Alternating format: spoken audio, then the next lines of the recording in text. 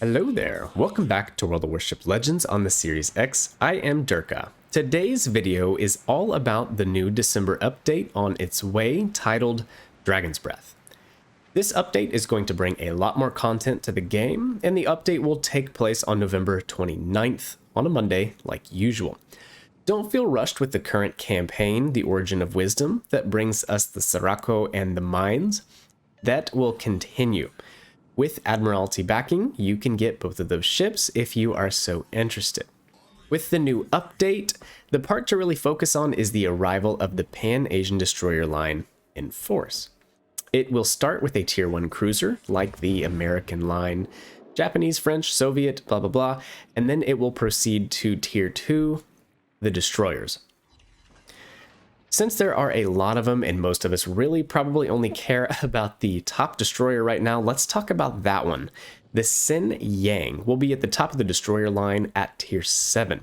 From my initial looks, it looks very similar to the Luoyang. It has 4 fast-firing guns with around a 3-second reload. Shell trajectory looks American-esque, like the Luoyang and the Benson. And I say Benson because if you guys remember, in my Luoyang video, I was talking about this in the 1950s. The United States sold the USS Benson to Taiwan, and that's when it became the Luoyang. Similarly, the Hsienyang was the USS Rodman. It was a Gleaves-class destroyer, again, sold to Taiwan. So that's going to be at the top of the line.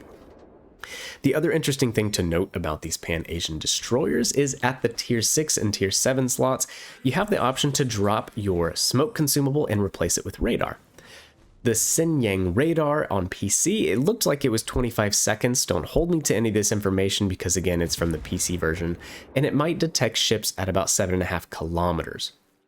This is all subject to change when it comes to Legends, of course. Deep water torpedoes are the name of the game for the Pan-Asian destroyers. It basically means they will only hit ships with a larger draft, such as cruisers in battleships. They will sail harmlessly under enemy destroyers. From the looks of it, what I saw on the PC version, expect Benson-style torpedoes, but they should have a higher chance of causing flooding and larger damage alpha numbers. We are also going to get 2 new commanders to helm these ships. Do not hold the pronunciation against me. One of the person's names is Zhenbing, something like that, and his base trait is 10 opener. Basically, he is going to allow your AP shells to be more effective against ships who are angling against you. And he'll have a special skill called Knuckle Duster in your 3rd row slot. It's going to increase damage to enemy ship engines by 10%, reduce detectability of your torpedoes by 25 meters at the expense of reduced damage. So pretty interesting. And the other commander we are going to get to helm them, his name is Deng.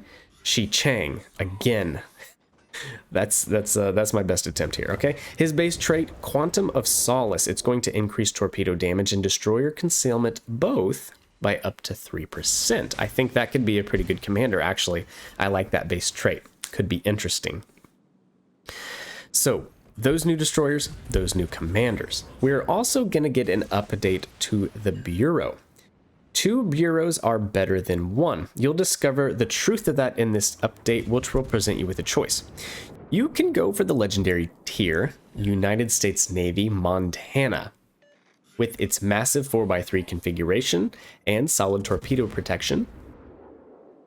Or, if you're looking to enhance your personnel, a haul of commander progression items is scattered in the Dragon Fleet project, which can be boosted by the all-new Pan-Asian Navy branch.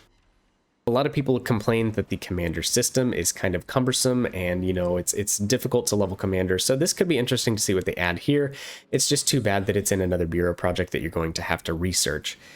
Keep in mind, it sounds like the Dragon Fleet, this bureau project might not be around forever. So just make sure that you initiate it. And if you just start it, you can keep it around forever or finish it, you know, on your own time. Moving on, the 20th season of punching holes in your drywall and yelling at the TV is back with ranked again. This time sounds like it's going to be at Tier 5, and it will go from December 9th through the 13th. This is a milestone season apparently, so we're going to have a little M. Night Shyamalan action with a twist. This season allows for aircraft carriers to be played, so if you are a master aviator, it is your time to shine. Ranked with aircraft carriers. Woo-wee! I don't know about you guys, but I am really looking forward to that. Moving on, we have another premium battleship joining the ranks in the form of Dunkirk's sister ship, the Strasbourg. It will be a tier 6 premium French battleship and will come with a reload booster. I'm kind of picturing a miniature Jean Bart, but we'll see how robust the armor scheme is for her. If she's anything like the Dunkirk, it's more of a cruiser hunter and doesn't stand up to battleships very well, but still a cool ship. I'm very excited to show that one off, so be sure to subscribe for future content and we will get a video on her next week, hopefully pretty early in the week for you guys.